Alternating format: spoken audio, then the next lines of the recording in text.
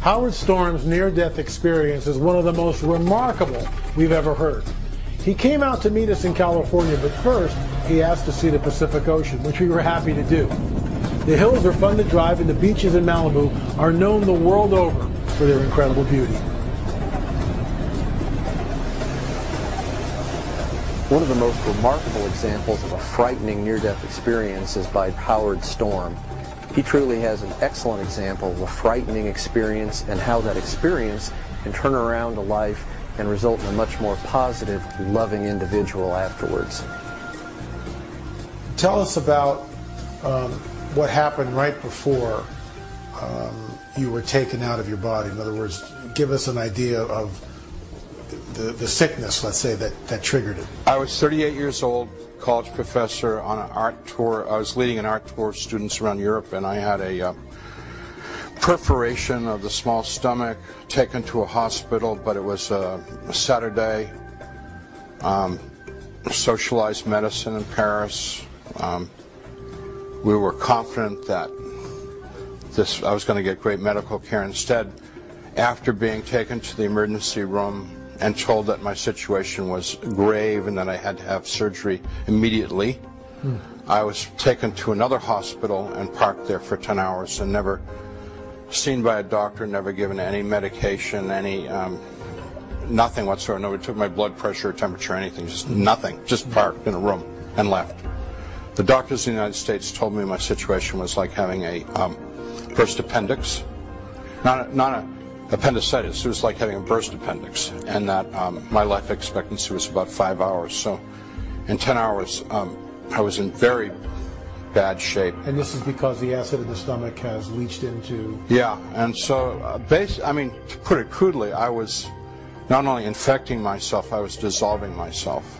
As I agitated my diaphragm, trying to inhale, exhale, it intensified the pain. So breathing was very, very painful. And so I was trying to breathe with as little movement as possible. And so to me, letting go was to stop trying to do that and just not breathe anymore. And I knew that it was going to be very easy for me to die because I had been trying not to die for hours. And if anyone's ever been there, you know when you're dying. I mean, it's not like a mystery. It's not like, oh, what a surprise. You know, this was been going on for a very long time. So I closed my eyes and went unconscious. And what happened at the moment where you thought you were dead? I just went out, just gone. And then I awoke from that, and I was completely, utterly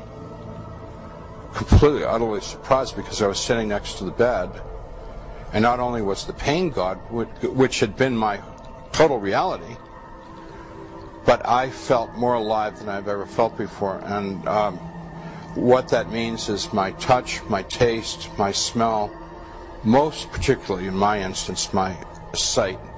Instead of seeing a 160-degree field of vision, I was now seeing a 360-degree field of vision, which I thought was like, oh, this is pretty cool. Rather than having like a certain depth of field, I saw like total focused clarity, far and near simultaneously. In my research, I've extensively reviewed all the skeptical arguments about the reality of near-death experience. In fact, there's over 20 skeptical explanations of near-death experience, and they cover the gamut of physiological, psychological, cultural-based explanations for that remarkable experience. And I will tell you the reason that there's so many skeptical explanations is that there's no one or several explanations that make sense even to the skeptics. So I'm starting to yell at my wife, who's on the other side of the bed, still crying, and she has no reaction to me yelling at her. And I'm saying very crude things to get her attention, and very angry. So I decide that she is messing with me, because it was very typical of her that when she wanted to reject me, to just ignore me. So I turned to my roommate, who was a very kind 68-year-old Frenchman, who had been very nice to us the whole day. And I'm yelling and screaming at him. The same non-reaction from him. I'm screaming in his face, and his eyes are open, staring right through me as if I don't exist, which of course to him I didn't exist. So I'm getting very agitated, very upset. The room is bright and lit, and I hear people outside the room calling me by name, and they're saying in perfect English, this is a French hospital, and so I thought this was very weird. They're saying, "Howard, come on, hurry, let's go." So I go over to the doorway of the room, and there's people outside the room, out in the shadowy, darkened hallway. And I said, "I'm sick, I'm supposed to have surgery, we're waiting for a doctor." And they said, "We know all about you, we've been waiting for you for a long time, hurry up, it's time for you to go." And I said, "Are you from the surgeon? You know, I need surgery, you know." And they said, "Come on, let's go, no more time to talk about it, it's time to go." And so I'm like, I'm assuming, okay, we're off to surgery, they've come to take me. So you're not, let me say something, let me interject something. Yeah. You're not sure, I mean, you're out of your body, but you haven't been able to really put that together yet. You still think for some reason you're stuck here. Absolutely, you're at all. really not there. Absolutely. You're in another dimension. My consciousness, my understanding, and I think that this is, we all take our understanding of who and what we are beyond this world. The people shepherd me down the hallway, and we're going along, and I'm becoming aware that there's something really wrong with all this. Is just not right. Well, first of all, there's no more architectural features. Now I'm aware that we're on the 4th floor of Cochin Hospital, but we never hit stairs. We never go up or down. We're just walking. No walls, no ceiling, just space. And what did it look like when you say space? Was it like light that slowly faded in the darkness, or what did that look like? That transition, can you recall? Shadowy, out of focus, very fuzzy, very indistinct, which was just the opposite of what I've been experiencing in the room, which was incredible detail and intensity of everything. And now everything is hazy and difficult to perceive. Very, very hard to even perceive the people who, as the atmosphere around us becomes darker and heavier, they become closer and closer and closer. So eventually we're bumping into each other, and they're moving me on, pushing me on. Eventually it's so dark. When you say they, how many were they, and what did they look like? How were they? Originally maybe 8 or 10, but in a while I'm aware that there's many, maybe dozens or hundreds. I mean, of course there's no way for me to count, there's a lot now. And I'm terrified, because I don't know where we're going. This has gone on for a long time, and they're starting to say ugly things, and I'm getting pretty sure that this is no longer the hospital. I mean, we've gone way too far we've walked out of Paris by now. We're gone. I mean, we're far away. I'm sure that they don't mean me well, and I know that there's no doctor or operation in my future, you know. And I said, I'm not going any further, I'm done.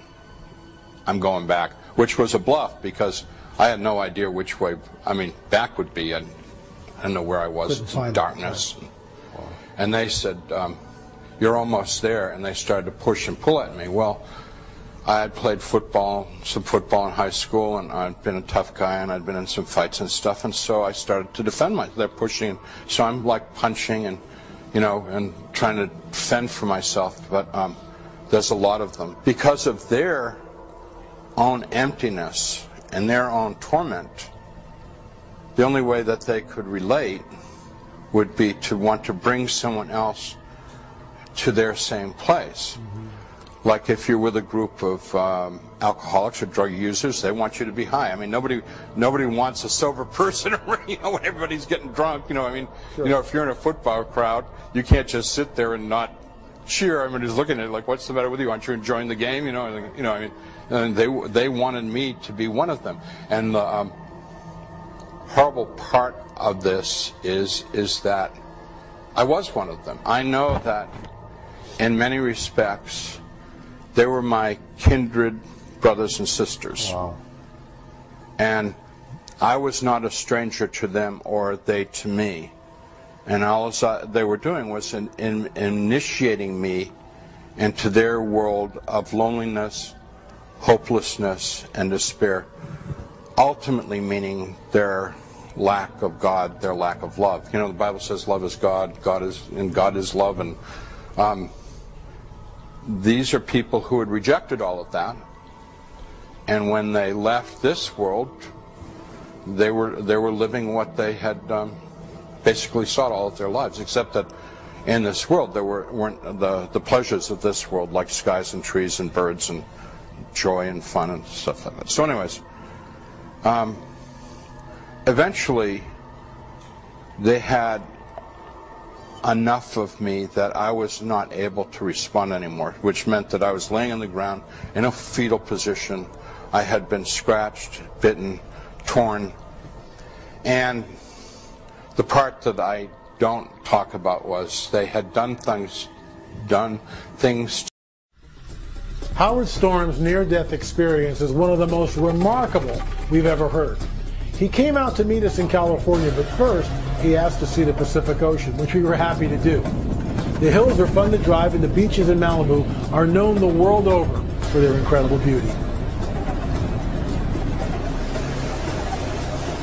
One of the most remarkable examples of a frightening near-death experience is by Howard Storm. He truly has an excellent example of a frightening experience and how that experience can turn around a life and result in a much more positive, loving individual afterwards. Tell us about what happened right before you were taken out of your body. In other words, give us an idea of the sickness, let's say, that triggered it. I was 38 years old, college professor on an art tour. I was leading an art tour of students around Europe, and I had a perforation of the small stomach, taken to a hospital, but it was a Saturday. Socialized medicine in Paris.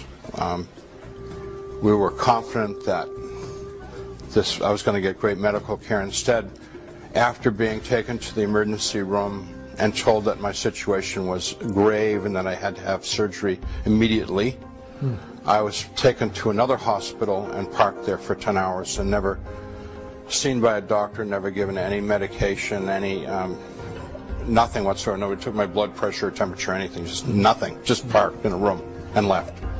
The doctors in the United States told me my situation was like having a burst appendix, not a appendicitis, it was like having a burst appendix, and that my life expectancy was about 5 hours. So in 10 hours, I was in very bad shape. And this is because the acid